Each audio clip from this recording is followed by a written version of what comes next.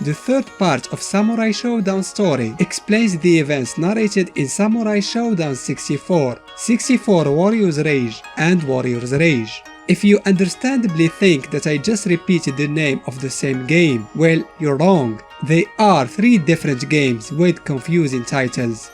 The first 2 were released on the Hyper Neo Geo 64, while the last one was exclusive to the original PlayStation. Welcome to the Samurai Shodown Story Explained, Part 3. 12 months has passed since the destruction of the demonic being Mizuki. Hinowa was again in peace, but as if this land was hit by some kind of curse, it seems that peace never stays for long. Yuga the Destroyer, an evil entity originating from the Makai, came to the living world with sinister intentions in its mind. Even though this demon may have seemed appearing out of nowhere, Yuga was actually scheming for a very long time. Its goal was to merge the human and the demon world together, then rule over both of them as a supreme entity. But even this formidable being was aware that it cannot achieve this purpose without an army of powerful and loyal warriors. And so, 20 years ago, it came to the living world.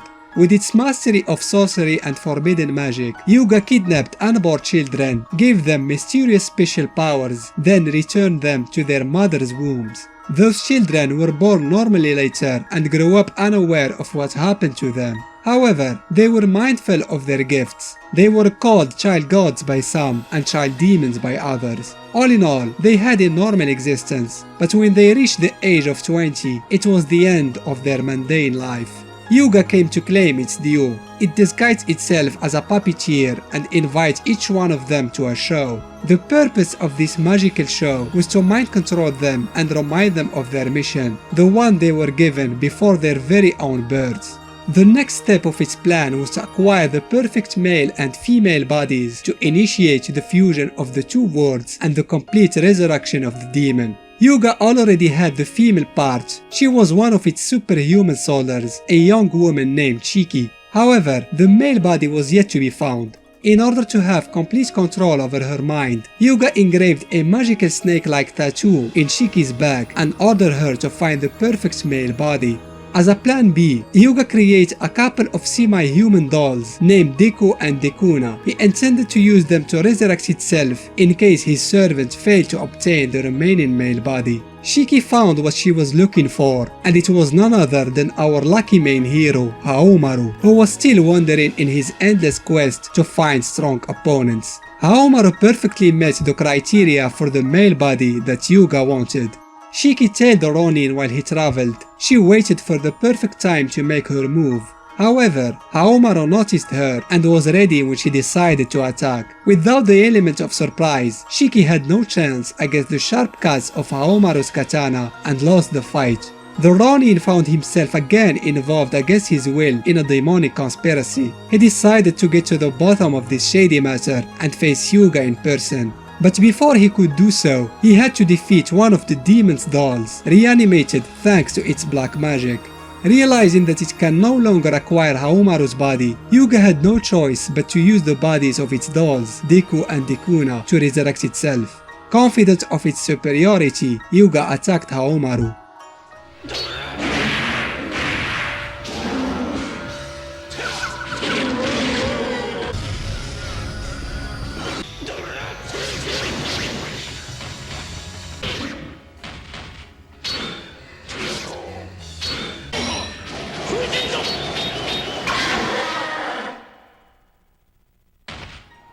Just like every demon who underestimated the samurai before, Yuga fell victim of Haohmaru's mighty sword skills. Its soul could no longer hold a physical form and was expelled to the demon world.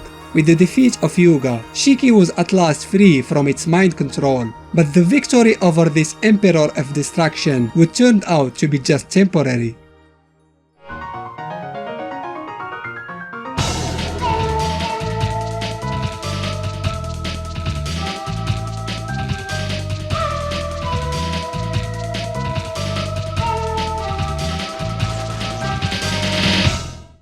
During the following year, Shiki lived as a normal human being. She renamed herself Kanai and had forgotten everything about her servitude to Yuga. This latter, however, didn't waste too much time to find another way back to the living world. Just like Amakusa before him, it used the great spiritual power of Hazuki after kidnapping her and killing her foster father. But Hyuga wasn't the only being who escaped the Makai this time. A long time ago, Hyuga had a long-standing conflict with another demon of the Makai named Asura. This conflict ended up by the imprisonment of the latter. When Haohmaru defeated Hyuga, Asura took advantage of the weakened prison he was in and escaped. He followed Hyuga to the living world with nothing in mind but vengeance against his nemesis. Having Asura in its tail meant bad news for Hyuga. Its only chance was to resume its original plan of merging the two worlds. Only that would allow it to obtain enough power to defeat Asura and pretty much everyone else. Small problem, however, Hyuga still needed the perfect male and female bodies. He decided to get its hand on Shiki first, who no longer was under its control. With its forbidden magic, the sorcerer created a powerful clone of Asura and ordered him to bring back Shiki. This clone, named Shadow Asura, succeeded in his task, and Shiki was once again subjugated to Hyuga's control. Then the sorcerer sent both his servants to capture Haohmaru, and this time the samurai had no chance against these powerful warriors and lost the fight against them. Following Hyuga's orders, they turned him into a cold-blooded murderer known as Sword Demon Haohmaru. Meanwhile, Kazuki learned about the kidnapping of his sister and immediately set off in a mission to save her. Realizing that he was too weak against Hyuga's personal bodyguard, Gandara, an abomination created by stitching thousands of corpses together, Kazuki released the fire demon seed in his sword, Enja, and with its power destroyed the monster. Enja took advantage of its freedom and tried to take total control over Kazuki's body, but the young ninja succeeded to suppress the demon with his sheer will and finally saved his sister. Back to Hyuga's lair, something unexpected happened. Shadow Asura fell in love with Shiki and was torn between his duties toward his master and seeing his beloved used as a puppet. While considering his life's decisions, the real Asura finally came seeking revenge against Hyuga. Shadow Asura, the brainwashed Shiki, and the sword demon Haohmaru tried to stop him from reaching their master, but it was in vain. The ferocious battle between Hyuga and Asura began. It lasted for a while, with none of them having a clear upper hand. Then Shadow Asura came to put an end to this stalemate. He no longer could stand seeing Shiki living as a slave for Hyuga, and so he betrayed his master by siding with the real Asura.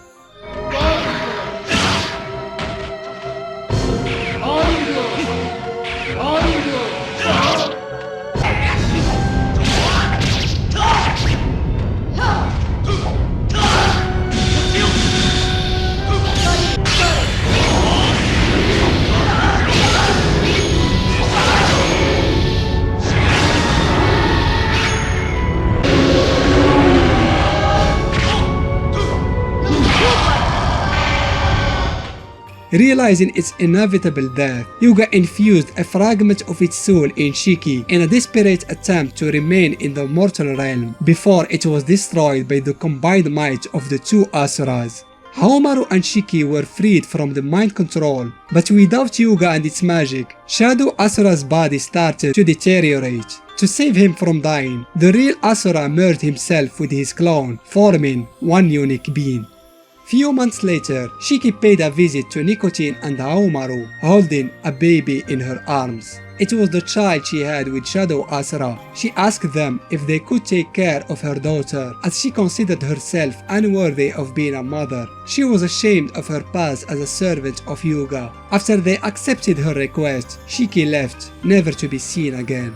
As for Haohmaru, he received another challenge from his eternal rival Genjuro. Although these two have fought countless times before without a definitive conclusion, this duel, however, was different. It was their last one. Genjuro won that match and was going to finish Haohmaru once and for all, when suddenly he felt the sharp edge of a dagger thrusting in his back.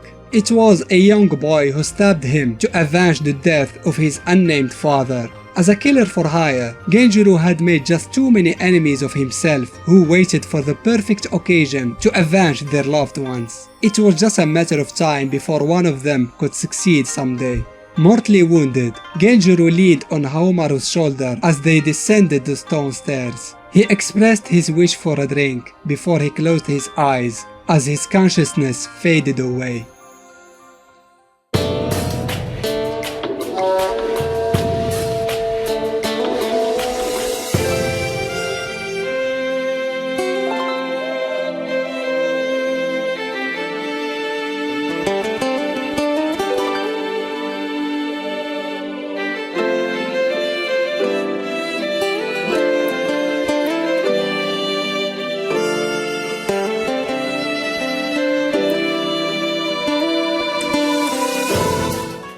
The year is 1811. Since the death of Hyuga more than 20 years ago, peace was the norm and the time of samurais was slowly coming to an end. But many did not like this quiet lifestyle and clung to their ancestors' way, the way of the sword. In order to rehabilitate the outlaws and troublemakers, the shogunate created a colony of prisoners on an island. They called it Ritenkyo. But there was those who saw this place as a means to achieve their sinister goals. Jigen Taishi, a close priest to the shogun, who was revered by many as an earthly Buddha, was conspiring behind the shogun's back to overthrow him and take the power for himself. He ordered his servant, an old man with a deceiving kind look named Oboro, to subjugate the prisoners of Ritenkyo and turn them into an army for their cause. Oboro was once a ninja, revered and respected just like Hanzo, but he was forced to abandon his clan and his career the day he lost a duel against the latter.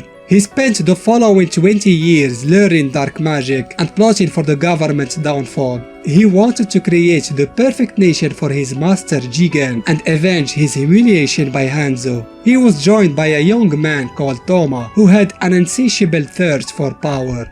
Meanwhile, the legendary swordsman Haohmaru, in his late 40s, learned about the disappearance of his adopted niece, Mikoto, the daughter of Shiki, and set off in a quest to find her. Since she started to exhibit inhuman abilities and skills at a young age, Nicotine entrusted her in a temple where she was raised as a shrine maiden. But the older she gets, the stronger the evil she felt within her grew. Mikoto was afraid that one day she would lose control over herself and start hurting people around her, and so she decided to exile herself to Ritenkyo. She couldn't find a worse time to do so. Once she set foot on the island, Oboro immediately noticed her powers and tricked her to join him, promising her that their cause was a just one. It was impossible for her to see beyond his lies and even started to develop feelings for his partner Toma. With all naivety, Mikoto joined the two men, forming what would be called the Razor Trio. The shogun became aware of the conspiracy against his government. He secretly sent one of his best men, a young samurai named Seishiro, to infiltrate Ritenkyo and annihilate the rebellious Razor Trio. Seishiro had another reason to eliminate them. Toma was his adoptive brother, who in the past have killed their father for jealousy. It was the perfect occasion to settle things with him. In Ritenkyo, a mysterious assassin named Yuda came with the intention of eliminating all evidences of the Razor Trio's project. He found Mikoto and immediately sensed the evil inside her. This entity revealed itself to be none other than Hyuga, who 20 years earlier had possessed Shiki before its destruction, and when the woman gave birth to Mikoto, Hyuga like a virus passed from mother to daughter and waited all these years for the perfect time to take over Mikoto's body. But Hyuga couldn't be any unluckier, for Yuda was in reality the being who was born from the fusion of the two Asuras. In other words, Hyuga's worst enemy. Yuda fought the possessed Mikoto, and after neutralizing her, he exorcised the evil soul within her and destroyed it for good. Sometime later, Seishiro arrived to Ritenkyo and challenged his adoptive brother. After a ferocious fight, Seishiro won and was going to kill Toma, but Mikoto intervened and begged him to spare him. Instead of taking Toma's life, Seishiro took his sword, which was actually their father's, and left. Before reaching Ritenkyo, Haohmaru met Nakururu, who was resurrected as a fairy-like creature called the Maiden of Light. She informed him that Oboro captured Rimururu and used her powers for his own evil goals. She then asked him to save her sister. Once on the island, Haohmaru challenged the old man into a fight. Oboro used magic to control giant weapons from distance, but his tricks didn't work against the veteran samurai, who despite his age had lost nothing of his strength.